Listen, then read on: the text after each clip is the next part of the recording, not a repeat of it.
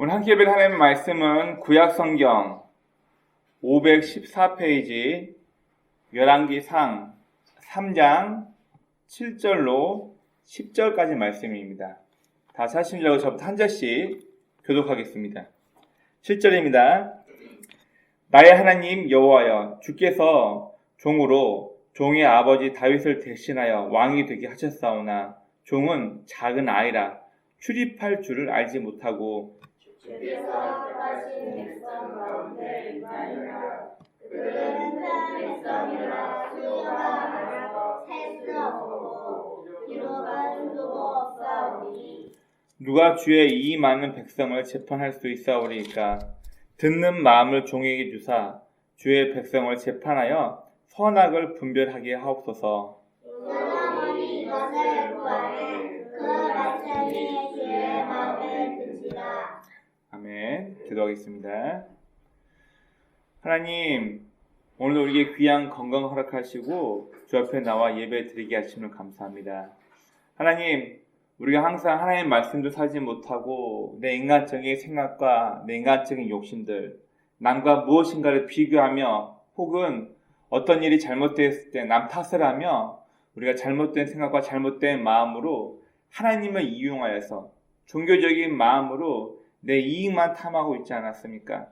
그럼 우리 잘못된 마음들, 잘못된 생각들 다 내려놓게 하시고 온전히 주의 성도답게 하나님의 말씀을 듣고 순종하며 따를 수 있는 마음을 우리에게 먼저 허락하여 주옵소서.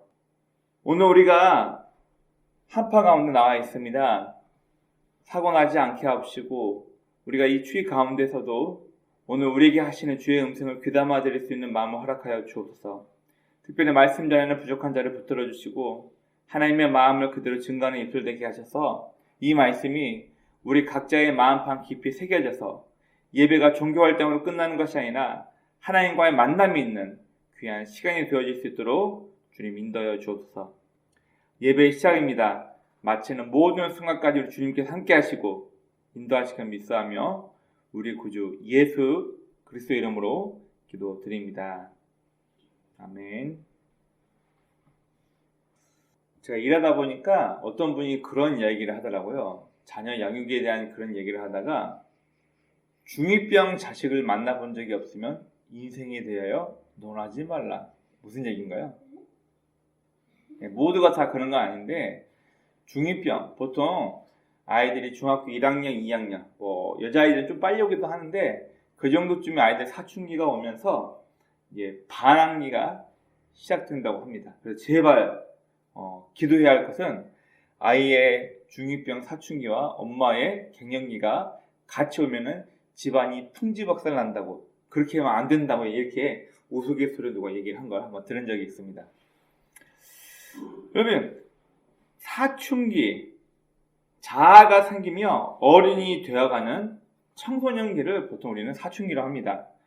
우리는 이걸 보통 질풍노도의 시기, 중2병, 반항, 짜증, 어른도 아니고 애도 아니고 주변인, 이런 이야기를 많이 합니다. 자, 이 아이들이 이 나이대가 되면 이제 부모나 윗사람들 말을 듣기를 거부해요. 싫어합니다. 그래서 주변은 조언보다 내 기분, 내 생각, 내 느낌을 중요하게 여기는 시기이기도 합니다. 여러분, 이게 무시되고 나쁘다는 것이 아니라 우리에게는 이성이 있기 때문에 그 이야기를 들어보고 옳다면 받아들여야 되는데 대부분 사춘기 때는 이성으로 지금 이 이야기가 옳고 이게 잘못된 것이구나 라고 판단하기 전에 내 기분 내키는 대로, 내가 하고 싶은 대로, 내 친구들도 다 주변에서 그렇게 하고 있으니까 아무 생각 없이 잘못된 것에 손을 대기도 하고 이런 시기를 말하기도 합니다. 결국 뭐든지 내가 중심이 되고 내 마음대로 해야만 직성이 풀리는 시기를 이렇게 얘기하기도 합니다.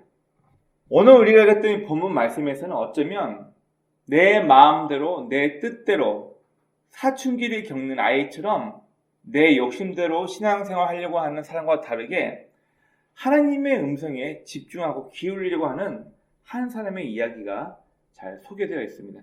자, 우리 오늘 읽었던 본문에서 우리가 솔로몬이 아버지 다윗으로부터 왕위를 물려받고 승승장구하면서 아주 편하게 왕이 된 걸로 생각합니다. 그러나 여러분, 솔로몬은 어린 나이에 왕이 되었고요. 우리가 생각하는 그런 왕권을 처음부터 휘두르고 있던 권력 있는 힘있는 왕이 아니었다는 것을 기억하시기 바랍니다. 먼저 우리가 이 솔로몬의 상황을 좀 이해하게 되는데, 먼저 여러분, 예루살렘에도 분명 왕이기 때문에 대제사장과 하나님 앞에 예배드릴 수 있는 제사장들이 솔로몬 옆에 분명히 있었어요. 그런데 이 기본이라는 곳으로 약 10km 정도 떨어진 곳이거든요. 매일 10km가 떨어져 있는 곳까지 가서 솔로몬은 번제, 하나님 앞에 예배를 드렸습니다. 왜 굳이 바로 앞에서 예배를 안 드리고 기본이라는 곳까지 10km가 떨어진 곳까지 가서 예배를 드려야만 했을까요? 그리고 제가 말씀드렸지만 과연 솔로몬이 우리가 생각하는 왕다운 왕이었을까요? 이름만 왕인 사람이었을까요? 여러분, 학자들은 초반에 솔로몬은 어린 나이였기 때문에 그가 강력한 왕권을 가지고 왕위를 통치하는 것이 아니라 그의 외척, 외가 세력에 의해서 조종당하는, 이름만 왕이고 자기 어머니 집안에서 모든 권력을 갖고 왕권을 대신해서 수행하고 있었다, 이렇게 얘기를 합니다. 그러면 우리가 알고 있는 솔로몬의 일천번제, 그가 하나님 앞에 일천번제를 드렸더니 하나님께서 꿈에 나타나가지고 네 소원이 뭐냐, 너 뭐 줄까? 소원을 얘기해봐, 소원을 말해봐. 여러분, 일천번제라는 게 과연 한 번에 양이나 소 1,000마리를 잡아서 번제, 피가 연못이 될 때까지 소를 잡았던 얘기일까요? 아니면 한 번, 두 번, 세 번 해서 1,000번이 쌓여가지고 1,000번째가 되었을까요? 여러분, 우리가 성경을 볼 때 조금 조심해야 될 부분이 한 예로 출애굽에서 이스라엘 백성을 애굽이라는 나라에서 탈출시켰던 사람 누구 있죠? 민족의 지도자 모세가 40년은 바로의 딸로 왕자의 신분으로 살고 40년은 미디안 광야에서 목동으로 살고 또 40년은 이스라엘 백성을 출애굽하는데 그 인생을 썼다. 40, 40, 40 어떻게 딱 떨어지죠? 우리가 생각하는 정확한 숫자를 얘기한 것이 아니라 이스라엘 사람들, 고대 이스라엘에서는 40이라는 개념을 한 세대로 보는 거예요. 그래서 상위적인 숫자예요. 그래서 학자들은 1,000번제라는 말도 그가 꼭 1, 2, 3, 4, 5 숫자를 해가지고 1,000번 번제를 드렸을 때 하나님이 나타났다. 그 의미가 아니라 그만큼 많은 솔로몬 입장에서 할 수 있는 최대의 양을 가지고 하나님 앞에 정성 들여 나를 왕으로 삼아주시니 감사합니다. 그 마음을 표현하는 의미에서 예배를 드렸다. 이렇게 보는 게 더 맞다라고 학자들은 이야기합니다. 아무튼 지금 솔로몬은 예루살렘 가까운 곳을 놔두고 일부러 10km가 떨어진 기브온까지 굳이 올라가서 예배를 드리고 있습니다. 번제를 드리고 있어요. 그리고 이 당시 솔로몬은 왕권을 갖고 있는 강직한 왕이 아니라 외척 세력에 의해서 지금 정치가 이루어지고 있는 나약한 이름뿐인 왕이라는 것을 우리가 좀 기억했으면 좋겠습니다. 그러면 솔로몬이 기브온이라는 곳에서 1,000번제를 드린 이유가 뭘까요? 물론 여러 가지 이유가 있겠지만 성경을 굉장히 신앙적으로만 보는 사람은 이 앞장 2장에서 우여곡절 끝에 형 아도니아를 제치고 아버지가 그를 왕으로 세웠으니까 드디어 나를 왕으로 세워서 감사합니다. 감격해서 1,000번제를 드리고 있었을까요? 이스라엘 현지의 살군을 랍비드는 어떻게 얘기하고 있냐면 솔로몬은 지금 외척에 의해서 정치가 이루어지고 자신은 허울뿐인 왕이기 때문에 자신이 할 수 있는 게 뭔가, 솔로몬 입장에서, 나이 어린 솔로몬 입장에서 그가 할 수 있는 것은 오로지 아버지 다윗이 유언했던 대로 하나님의 말씀을 듣고 그 명령대로 지키면서 하나님을 섬기고 감사하며 예배드린 것. 솔로몬 입장에서 그가 할 수 있는 것은 지금 기본 산당, 예루살렘에서 떨어진 곳으로 이동하여서 예배드리는 것뿐 그가 할 수 있는 것이 없었다고 보는 게 이스라엘 랍비들이 보는 이 솔로몬의 현 상황입니다. 우리가 생각하는 왕이 됐으니까 한 번에 권력을 휘어진 그런 왕이 아니라 이름만 왕인 허울뿐인 왕이었다는 것을 이야기하고 있습니다. 우리 오늘 다 읽지 않았지만 열왕기사 3장의 내용을 한번 눈으로 한번 봅시다. 먼저 1절부터 3절까지 말씀을 보시면 자, 솔로몬이 애굽의 왕 바로의 딸과 정략 결혼을 합니다. 자, 솔로몬이 사랑해서 결혼했다고요? 아니요. 우리 아가서에 보면은 솔로몬이 정말로 사랑했던 여인은 술람미 여인이고 애굽 왕 바로의 딸과 결혼한데 이것은 정략 결혼. 너랑 나랑 친분 맺자. 너랑 나랑 싸우지 말고 친하게 지내자. 대신 너네 딸 우리한테 보내. 내 딸은 너한테 보낼 테니까 우리 서로 사이좋게 지내자. 이런 의미에서 솔로몬이 정략 결혼을 합니다. 자, 그리고 2절 3절 말씀해 보세요. 그때까지 여호와의 이름을 위하여 성전을 아직 건축하지 아니하였으므로 백성들이 산당에서 제사하며. 자, 우리나라 이 뉘앙스가 굉장히 잘못되게 번역이 되어 있습니다. 여러분, 산당이라는 곳은 말 그대로 아직 하나님께서 다윗을 통해 솔로몬을 통해서 성전을 지으라고 명령하지 않고 각 지파별로 레위인을 두어서 너네가 가장 가까운 곳에서 정으로 쌓지 않은 자연 그대로의 돌을 쌓아가지고 각 지역에서 예배드리라 이렇게 말씀하셨는데 산당, 이게 과연 하나님 앞에 예배 드리는 산당이었는지 아니면 바알신, 아세라에게 예배 드렸던 산당인지 몰라요. 지금 성경에서 말하고 싶은 건 뭐냐면은 열왕기상은 포로기 이후에 민족심, 독립심을 고취시키기 위해서 그 중심으로 뭘 잡냐면은 성전이다. 우리는 하나님을 모시던 백성이기 때문에 성전 중심으로 우리가 애국화해서 한 번에 뭉쳐야 된다. 그 목적으로 씌워진 게 열왕기상 역대기입니다. 그렇기 때문에 이스라엘 사람들에게서 성전이 지어졌냐 지어지지 않느냐, 성전이 다른 나라에서 파괴되었냐, 이게 굉장히 중요한 이야기입니다. 여기서 산당에서 예배 드리고 있더라 이 말은 하나님에 대한 신앙이 없고 다른 신을 섬긴다 그 말이 아니라 아직 민족의 정치를 하나로 이어잡을 수 있는 하나님의 성전을 만들기 전에 사람들이 이런 모습으로 예배를 드리고 있었다는 것을 알리기 위한 부분이 이 3절의 말씀입니다. 1절부터 3절은 성전이 없는 상태와 솔로몬의 계약 결혼에 대해서 이야기합니다.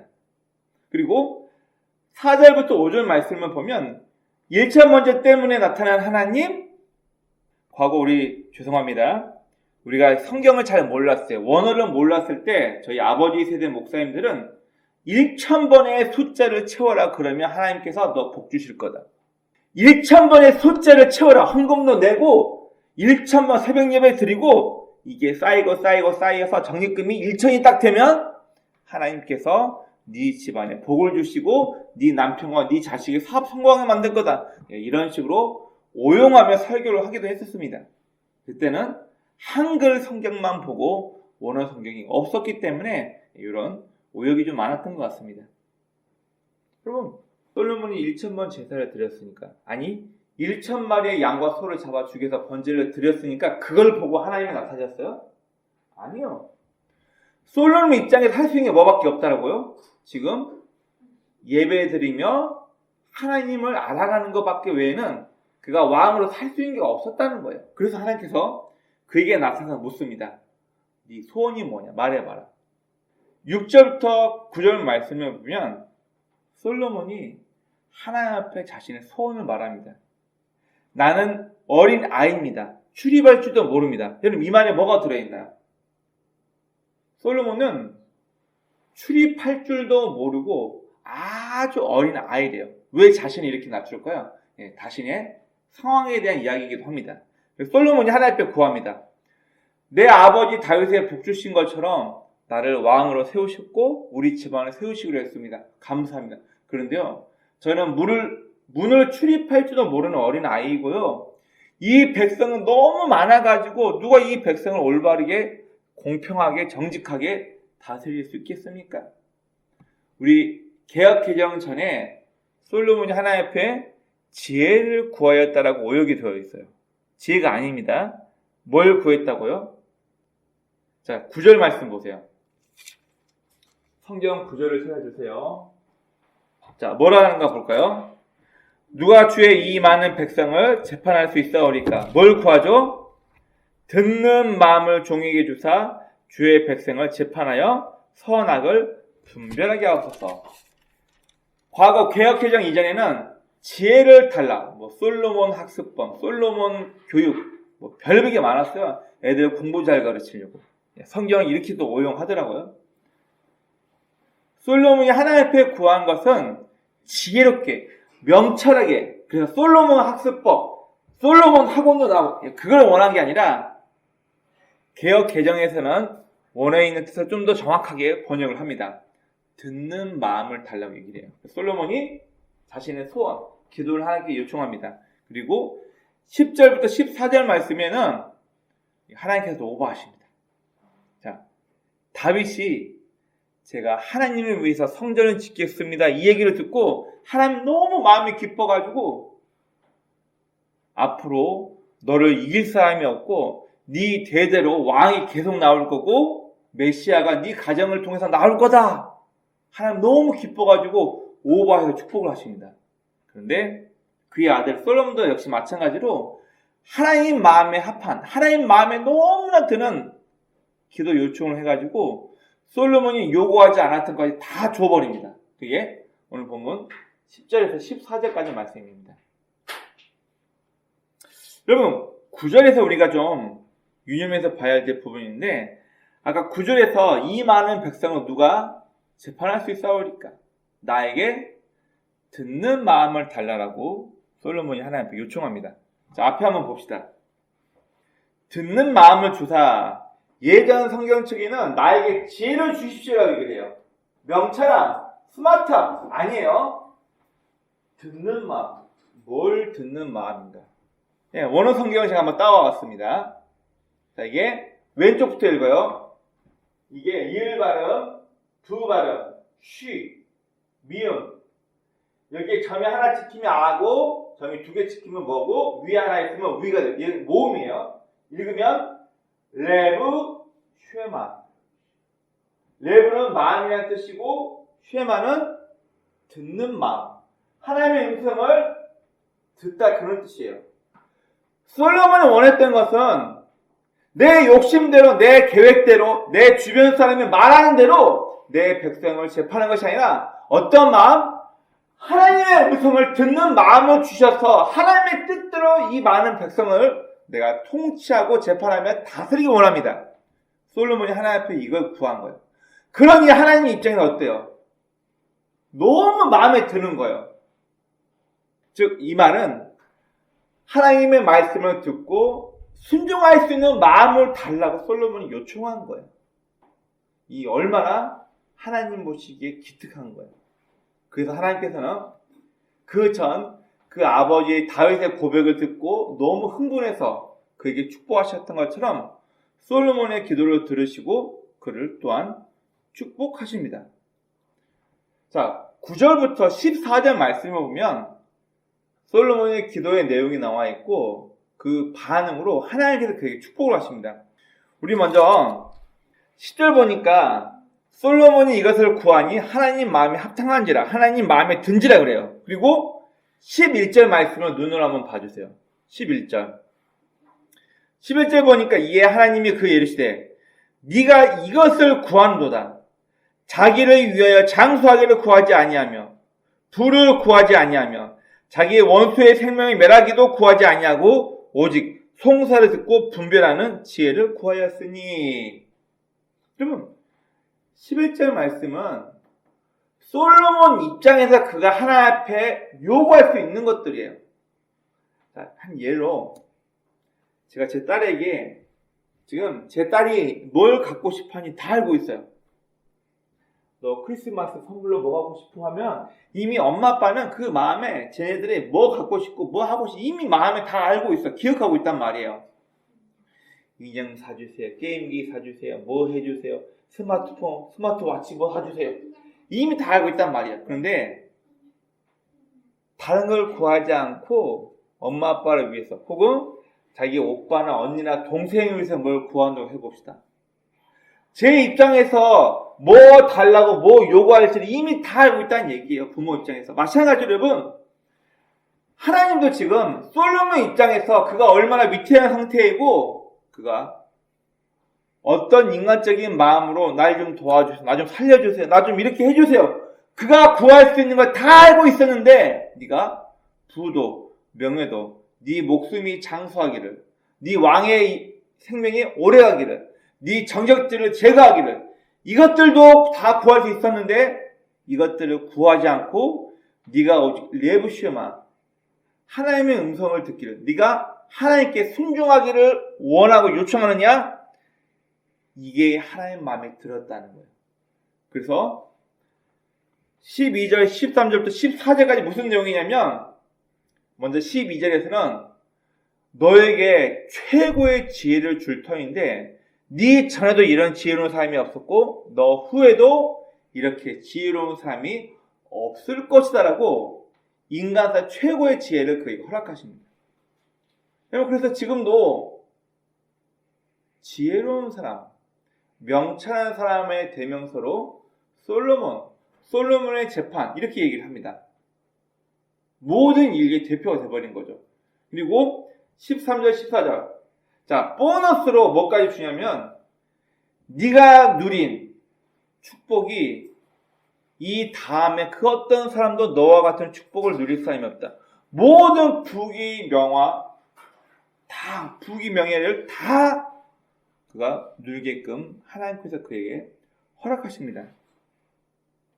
그래서 13절 보니까 내가 또 네가 구하지 아니한 부귀와 영광도 내게 주노니 네 평생의 왕들 중에 너와 같은 자가 없을 것이니라. 하나님 마음에 너무 드니까 그가 구하지 않은 것까지도 다 허락해 주십니다. 보너스 축복까지 주신 거죠. 그러면 결국 솔로몬이 하나님 앞에 받은 축복은 뭔가요? 그가 받은 축복은 내 소원 성취를 위한 기도가 아니었다는 거예요. 하나님 나 이거 주세요. 하나님 나 저거 주세요. 지난주에 지방에 목사님들 모임이 있어 갔다 왔는데 대형 교회를 담임하고 있는 목사님께서 이제 뇌출혈로 그리고 뇌가 안 좋아가지고 핏줄 때문에 6번이나 쓰러지셨대요. 아마 목회가 많이 힘들으셨나요? 몸도 아프고. 이분이 무슨 얘기를 하셨냐면은 성도의 기도 제목을 들어보면 새벽 예배나 금요 철야 때 성도의 기도 제목을 들어보면은 너무나 이기적이래요. 교회 장로고 권사고 집사라는 분들이 새벽마다 왜냐면 목사님들 새벽 예배 인도하고 앞에서 기도하는데 성도의 기도 소리가 들리니까 뭘 위해 기도하냐면 내 남편 건강, 내 자식 새로운 사업 준비하고 있는데 제발 대박 나게 달라고, 내 아들 수능, 우리 딸 결혼 준비하고 있는데 좋은 남자, 좋은 신랑 만나게 달라고. 기도 제목들이 너무 이기적이라는 거예요. 다 자기만을 위해서, 자기 욕심을 위해서, 자기 이익만을 위해서 기도하지 내가 좀 더 하나님 말씀에 순종할 수 있게 해달라고, 내가 좀 더 교회에 필요한 사람 되게 해달라고, 내가 좀 더 하나님의 마음으로 누군가를 품게 해달라고, 이런 기도하는 사람을 거의 듣지 못한다는 거예요. 영등포에 아주 어마어마한 큰 교회의 목사님이시거든요. 근데 이분이 그 얘기를 하는 거예요. 근데 앞에는 저도 마찬가지인 것 같아요. 기도하는 것들, 기도 내용들, 혹은 헌금을 얼마씩 하면서 기도 제목 올린 것 보면은 대부분 내 욕심을 채우기 위한, 내 만족을 위한 소원 성취를 기도 제목으로 올립니다. 여러분, 그런 의미에서 솔로몬은 내 욕심대로, 내 상황대로 해결해 달라고 요구하는 기도가 아니었죠. 레브 쉐만, 하나님의 음성을 듣는 마음을 달라고, 그는 순종하는 마음을, 하나님 말씀에 순종할 수 있는 마음을 나에게 주세요. 마치 중이병 걸린 아이가, 사춘기 아이가 내 친구들 말 듣고 내 욕심들만 아니라 지혜로운 부모나 지혜로운 어른의 말을 듣고 지혜롭게 행동할 수 있게 해주세요. 이렇게 요청하는 것과 똑같다는 얘기예요.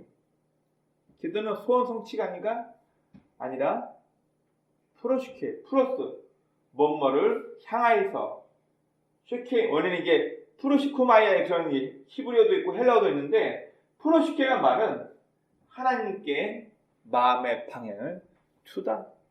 내 욕심들을 이렇게 해주세요, 저렇게 해주세요. 이미 모든 결론, 하나님 이거, 하나님 이거, 하나님 이거, 내가 모든 걸 다 결정해놓고 해달라고, 이거 해달라고, 저거 다 요청하는 것이 아니라 내 마음의 방향을 하나님께 두는 것. 이게 성경 원에서 말하는 기도의 원뜻입니다. 결국 솔로몬은 그가 구하지 않은 것 같지도 하나님께서 축복으로 허락하십니다. 결국 솔로몬은 인간적인 성공이나 만족을 위한 기도가 아니라 그의 삶이 하나님을 기쁘시게 하는 삶이 되기를 원하고 바라고 있었다는 것을 이야기합니다. 앞에는 저도 또 여러분들도 놀 수 있는 시간, 게임하고 낚시하고 골프하고 가족 캠핑 가고 이 시간 다 포기하고 여기 나와 있는데 종교적으로 예배 한번 드리고 끝나는 그런 허무한 시간이 아니라 여러분 이 시간을 통하여서 말씀을 통해 하나님께서 기뻐하시는 삶을 살 수 있는 귀한 충전의 시간이 되었으면 좋겠습니다. 인간적인 성공 성취가 아니라 하나님을 기쁘시게 하는 삶을 살기 위해서 그는 하나님 앞에 레부 쉐마, 듣는 마음을 달라고 요청을 한 겁니다. 여러분, 기도에 대한 것들 많이 있는데 마태복음 6장에 보면 예수님께서 기도할 때 이렇게 기도해라. 주기도 말고요. 나중에 한 번 더 얘기했지만 여기 주기도문은 기도를 가르친 것이 아니라 마태 공동체가 가지고 있는 사명 선언문 같은 거예요. 예수님께서 산상수훈 언덕에서 사람들 모아놓고 천국 백성이 어떻게 살아갈 것인가를 얘기하실 때 기도에 대한 걸 가르치십니다. 자, 우리가 잘 알고 있는 마태복음 6장 19절부터 34절까지 말씀인데 먼저 19절부터 30절 말씀을 보면 몸을 위하여, 의복을 위하여, 부귀 영화를 위해서 이거 달라 저거 달라 구하지 말라. 그리고 31절 32절에서는 야 그런 거는 하나님을 모르는 이방인들이 구하는 거다. 하나님을 모르는 사람도 나 부자 되게 해주세요. 나 권력 가지게 해주세요. 하나님 모르는 사람 이방인들도 그렇게 구하는 거다. 너희는 그렇게 하지 말라고 하면서 뭐라고 얘기하시냐면 33절에서 34절에서는 너희는 먼저 그의 나라와 그의 의를 구하라. 그리하면 이 모든 것을 너희에게 더하시리라. 이방인처럼 내 욕심들은 이거 달라 저거 달라 하지 말고 너네가 먼저 하나님의 뜻대로 하나님의 방법대로 인생을 살아봐라. 그러면 하나님께서 쫓아다니면서 너네 채워주나 안 채워주나 두고 봐라. 그 얘기를 하시는 거예요. 여기 이 말은 내가 욕심부려서 마치 하나님 옷자락 붙잡고 하늘의 보좌를 흔드는 기도, 하나님 앞에 떼쓰듯이 이거 주세요 제발 좀 주세요 우리 남편 우리 자식 이렇게 해야지만 내 욕심들을 채워진다는 걸 말한 것이 아니라 내가 먼저 기도, 하나님께 마음의 방향을 두었을 때. 그럼 히브리어에서 진짜 축복을 뭐라고 얘기하냐면 바라크라고 얘기를 해요. 바라크라는 뜻은 무릎 꿇다, 하나님 앞에 굴복하다라고 할 때 이 바라크 단어를 씁니다. 로시, 머리, 처음의 시작인데 우리는 1월 1일 신정인데 이스라엘은 1월이 아니고 2월 말에서 3월 정도가 로시, 새해 시작입니다. 그러면 보통 3대가 같이 사는데 가장 집안의 어른의 할아버지가 와가지고 자식부터 손자까지 머리 손잡고 뭐라고 기도하냐면 축복문을 외우는데 거기에 바라크, 로시 이 말이 나와요. 무슨 말이냐면 하나님께서 네 인생을 굴복시키기 원한다. 네가 하나님 앞에 무릎 꿇는 인생을 살기 원한다 이라고 축복해요. 그게 축복이에요. 우리 의미에서는 내가 굴복하면 무릎 꿇으면 굉장히 자존심 상하고 그런 것처럼 보이는데 이스라엘에서 이 바라크라는 말은 뭐냐면 축복하다 원뜻이거든요. 이게 뭐냐면 내가 하나님 앞에 굴복했을 때, 하나님 앞에 무릎 꿇었을 때 모든 걸 책임져 주시다, 그거를 축복이라고 얘기를 합니다. 여러분, 저의 자녀들이 엄마 아빠 부모의 말에 순종했을 때 저 아이들의 모든 필요와 책임을 누가 져요? 부모가 지는 거예요. 근데 부모 말을 거역하고 말 안 듣는다? 그럼 당연히 나가서 혼자 살아야죠. 그때 독립이 되는 거예요. 성경에서 말하는 최고의 축복은 바라크, 하나님 앞에 무릎 꿇었을 때, 하나님 앞에 굴복했을 때, 하나님의 존재를 인정하고 순종했을 때 모든 걸 책임져 주시는 은혜를 성경에서는 바라크, 축복이라고 얘기를 합니다. 그러면 솔로몬은 쉐마, 레브쉐마, 듣는 마음을 주세요. 하나님 앞에 순종하는 마음을 주세요라고 합니다. 그리고 예수님께서는 너희는 먼저 그의 나라와 그의 의를 구하라. 그러면 모든 것 너에게 더해 주신다. 기도에 대해서 가르쳐 주면서 하나님 앞에 굴복하는 게, 하나님을 인정하고 그게 순복하는 게 최고의 축복이라는 것을 알려주십니다. 그러면 창세기에서 하나님께서 인간을 처음 만드실 때 어떤 존재로 인간을 만들었나? 왜 스스로 생각하고 판단하는 그런 존재로 인간을 만드셨나? 처음부터 선과 악을 알게 하는 나무의 열매를 만들지 마시지. 왜 선악과를 만들어 놓고 너 저거 먹으면 안 된다, 저거 먹으면 죽는다, 왜 굳이 만들어 놓고 하지 말라고 했을까요? 하지 말라면 더 하고 싶은 인간의 심리인데. 여러분, 창세기 2장 7절 말씀 한번 봅시다. 굉장히 중요한 말씀인데 이것도 우리는 원어 성경을 다 띄워버리고 영어 성경만 보면서 해석하니까 너무나도 잘못된 성경이 돼요. 원어 성경에서 우리 인간의 존재를 뭐라고 얘기하고 있나? 성경 봅시다. 여호와 하나님이 땅의 흙으로 사람을 지으시고 생기를 그 코에 불어 넣으시니 사람이 생영이 된지라. 리빙 소울, 죽어있는 것이 아니라 살아있는 영혼이래요. 하나님께서 흙으로 사람 만들고 그 코에다가 숨을 불어 넣으니까 리빙 소울, 살아있는 영혼이 되었다. 생영. 여러분들 원어 성경에 뭐라 했나 볼까요?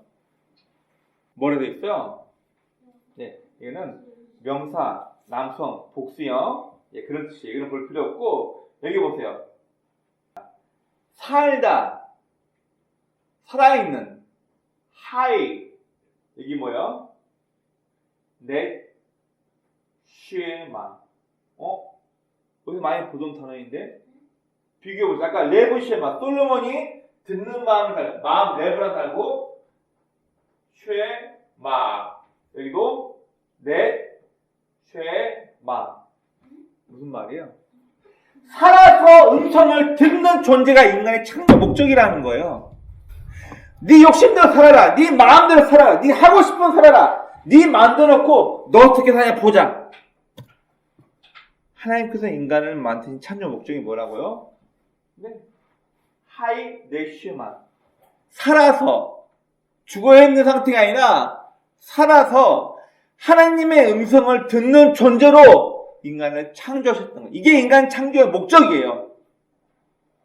다시 얘기하면 하나님께서 인간을 창조하실 때 어떤 목적을 가지고 창조하셨냐면 하이 네시마, 살아서 하나님의 음성을 듣는 존재로 만드신 게 바로 여러분의 창조 목적이라는 거예요.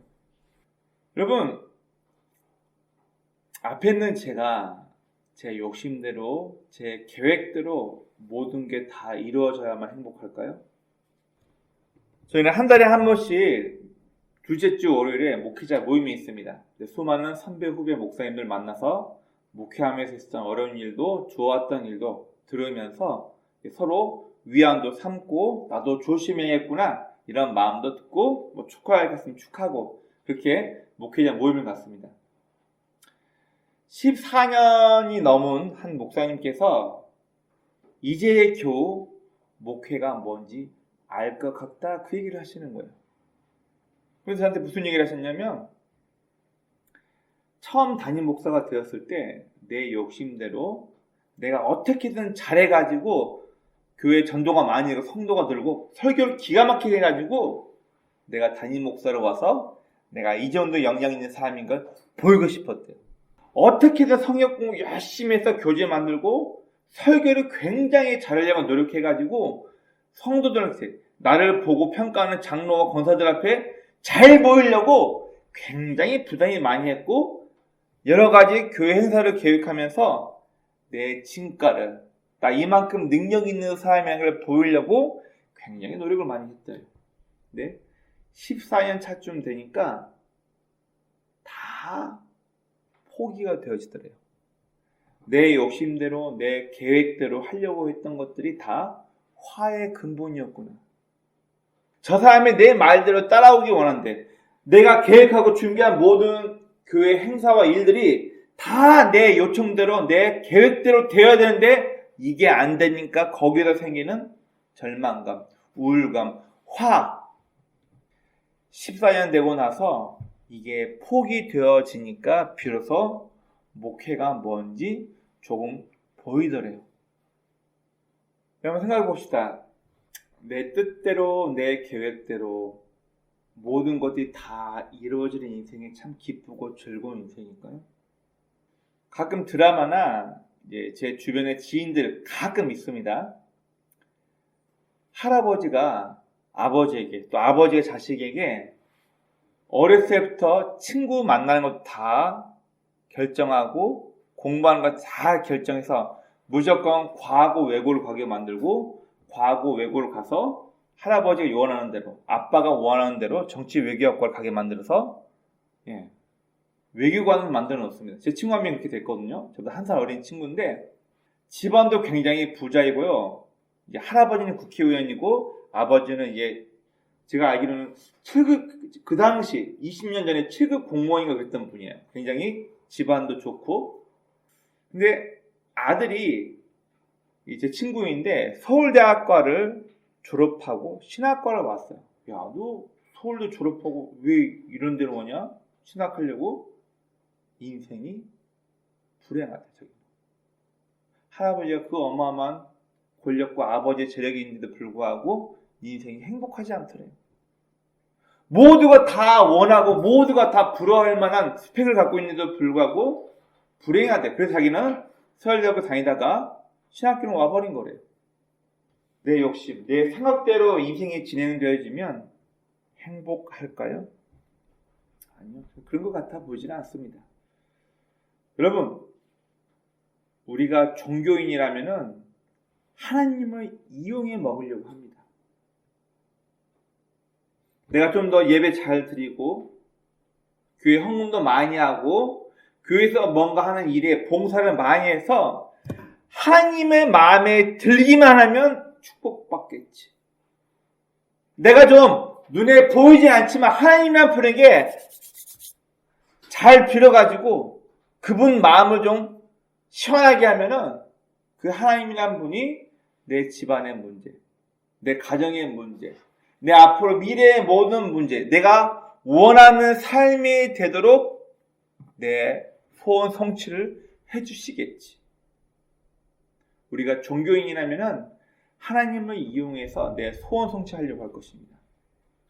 그러나 우리가 종교인이 아니라 정말 신앙인이라면은 아까 말씀드렸던 레브 쉐만, 하이 네 쉐만, 살아서 하나님의 음성을 듣고 순종하는 삶으로 사는 것이 인간의 창조 목적이라는 것을 알고 있는 사람은 하나님의 방법대로 하나님의 말씀대로 순종하며 인생을 살려고 할 것입니다. 우리 항상 말씀드리는 천국, 죽은 다음에 가는 곳을 말한 것이 아니라 바실레야, 토, 우라노스, 하나님의 통치가 있는 곳이 바로 천국이라는 거예요. 왜 하나님께서는 천국이 여기 있다 저기 있다 하지 않고 네 마음이 있다 얘기하시나요? 예수님께서 처음 오셔가지고 첫 설교가 회개하라 천국이 가까웠다. 왜 이 얘기 하시는 거예요? 하나님의 통치 하는 그 나라가 가까이 왔으니까 네 마음을 돌이켜라. 회개해라. 그 얘기를 하시거든요. 오늘 본문에서 솔로몬은 분명 그가 원하는, 그가 인간적으로 소망하고 극복하고 싶었던 분명 인간적인 욕심과 소원이 분명 있었을 거예요. 그러나 솔로몬은 그것들을 다 마다하고 레브 쉐마, 듣는 마음, 하나님 말씀에 순종하는 마음을 좀 주세요라고 하나님 앞에 요청하고 하나님 앞에 큰 은총을 받습니다. 원하옵기는 앞에 있는 저도 여러분들도 사춘기 아이처럼 내 마음들은 내 욕심들 이것 주세요 저것 주세요 그게 아니라 하나님의 음성을 듣고 인간의 목적이 무엇인지, 인간의 창조 목적이 무엇인지를 기억하며 종교인이 아닌 신앙인답게 하나님 앞에 순종할 수 있는 마음을 갖고 삶을 살아가는 복된 저와 여러분의 삶이 되시길 주의 이름으로 축원합니다. 아멘.